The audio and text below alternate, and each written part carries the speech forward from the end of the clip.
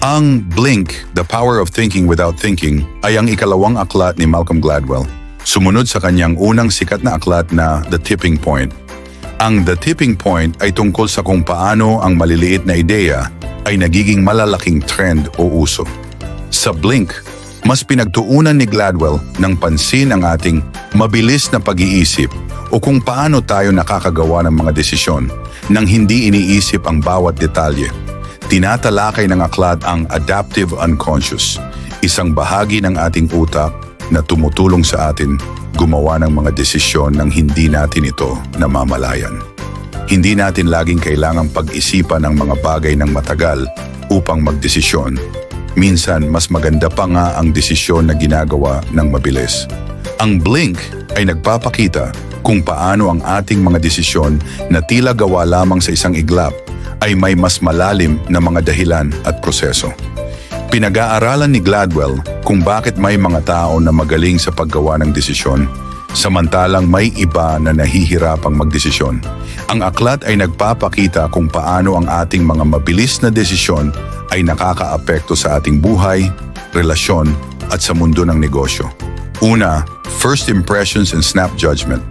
Isa sa mga pangunahing mensahe ng Blink ay ang ideya na ang mga desisyon na ginagawa ng mabilis ay maaaring kasing husay ng mga desisyong ginagawa ng mabuti at matagal na pag-iisip.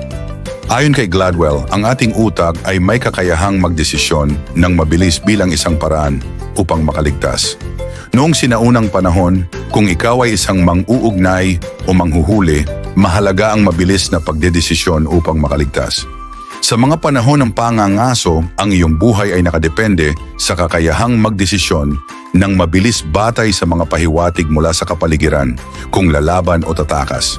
Dahil dito, nakasanayan na natin ang paggawa ng mga desisyon nang hindi laging iniisip ang lahat ng detalye.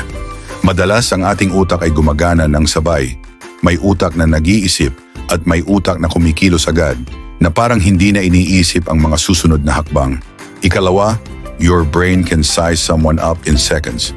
Isa pang mahalagang punto sa Blink ay ang kakayahan nating magbigay ng mabilis na paghatol sa ibang tao, at ito ay minsan kasing tumpak ng isang mahabang pagmamasid.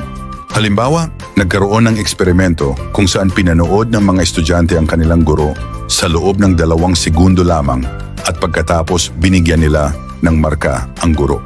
Ang mga marka na ibinigay nila ay katulad ng mga markang ibinigay ng mga estudyante na nag-aral sa klase ng guro ng isang buong semestre. Bagamat may mga payo tulad ng huwag maghusga ayon sa panlabas na anyo, may mga pagkakataon na ang mabilis na paghatol ay hindi lamang kapakipakinabang, kundi mas epektibo pa. Minsan, hindi na natin kailangan ng lahat ng detalye bago magdesisyon. Ang ating utak ay may kakayahang mag-synthesize ng impormasyon at makagawa ng desisyon agad-agad batay sa mga maliliit na pahiwatig. Pangatlo, thin slicing. Ang thin slicing ay tumutukoy sa kakayahan ng ating utak na makakita ng mga pattern mula sa mga maliit na karanasan o pagkakataon. Gamit ang thin slicing, nagiging mas mabilis at mas tumpak ang ating mga desisyon.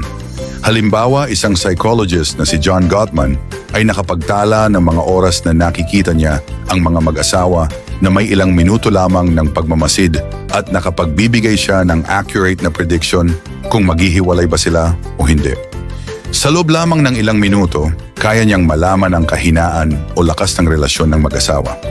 Ipinakita rin ni Gladwell na ang mga eksperto sa iba't ibang larangan tulad ng orasan, sining o basketball ay may picking up signals na mabilis nilang napapansin. Gaya na lang ng isang kwento ng isang bumbero na nakaramdam ng kakaibang init sa isang sunog at inutusan ang kanyang mga kasamahan na lumabas sa bahay. Pagkalabas nila, sumabog ang buong bahay. Ang bumbero ay nakapagdesisyon batay sa kanyang mga karanasan at gut feeling at nailigtas ang buhay ng kanyang mga kasamahan. Pang-apat, looks can be deceiving. Ang mabilis na paghatol ay may mga pakinabang, ngunit may mga pagkakataon din na ito ay nagiging sanhi ng maling desisyon.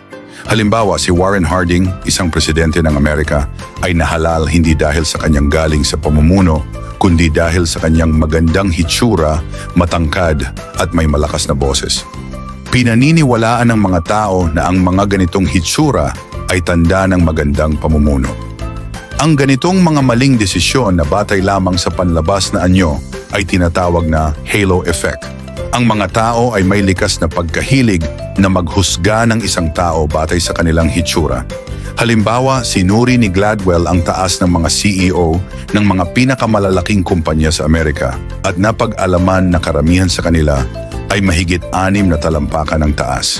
Nagpapakita ito na may mga pagkakataon na ang hitsura ng isang tao ay nakakaapekto sa ating desisyon na tanggapin sila bilang isang leader kahit na wala naman silang sapat na kakayahan.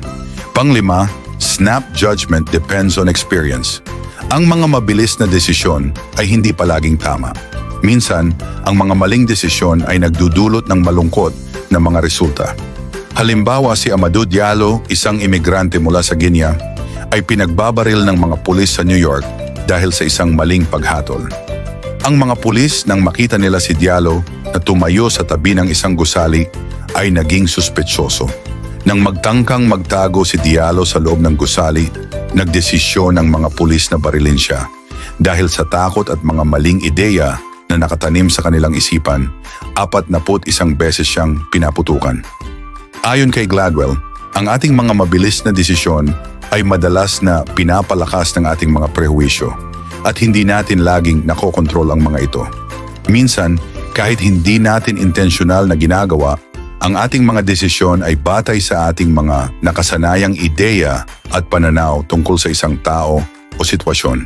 Sa kabuuan, ipinapakita ng aklat na kung paano ang ating utak ay may kakayahang magdesisyon ng mabilis at ng tama, ngunit kailangan din natin maging aware sa mga panganib ng paggawa ng desisyon ng mabilis. Ang ating mga gut feeling o mabilis na mga paghatol ay nakakatulong sa atin sa maraming sitwasyon. Ngunit may mga pagkakataon na kailangan din natin maging maingat, lalo na kapag ang ating mga desisyon ay nakabatay lamang sa mga bagay na hindi natin nakikita o naiisip. Ang mahalaga, matutunan natin kung paano gamitin ang ating mabilis na pag-iisip ng maayos at paano itama ang mga maling desisyon na nagmumula sa ating mga prewisyo. Kailangan din nating bigyan ng diin ang ideya ng pagiging handa na magbago at tanggapin ang ating mga pagkakamali. Minsan, ang pinakamahalagang bahagi ng paggawa ng desisyon ay hindi ang unang hakbang, kundi ang kakayahan nating suriin ang ating mga pagkakamali at matuto mula rito. Ang ating kakayahang mag-adjust sa mga maling desisyon at magpatuloy sa pagunlad ay isa sa mga pinakamahalagang aspeto sa pagpapabuti ng ating decision-making process. Kung hindi tayo handang matuto mula sa ating mga pagkakamali, madalas ay nauurong tayo sa mga siklo ng maling desisyon at hindi natututo mula rito. Ito ang dahilan kung bakit ang mga eksperto at matagumpay na tao sa iba't ibang larangan ay may malaking halaga sa self-reflection at patuloy na pag-aaral. Hindi lamang sila umaasa sa kanilang instinct at mabilis na paghatol, kundi ginagamit din nila ang kanilang mga kamalian upang mag-improve at maging mas epektibo sa kanilang mga susunod na desisyon. Sa ganitong paraan, ang mabilis na desisyon ay nagiging isang tool na ginagamit nila upang makarating sa mas mabuting kinalabasan sa halip na ito'y magdulot ng negatibong epekto. Sa pangakalahatan, ang pagtutok sa balanse ng instinctive na desisyon at pagsasanay ng malalim na pagsusuri ay mahalaga. Ang pagpapalawak ng ating kamalayan at pag-unawa sa mga aspeto ng ating pag-iisip, tulad ng biases at influences na may epekto sa ating mga desisyon, ay makatutulong sa pagpapabuti ng ating mga hakbang na nagiging isang mahalagang hakbang sa paggawa ng tamang desisyon sa ating personal at profesional na buhay.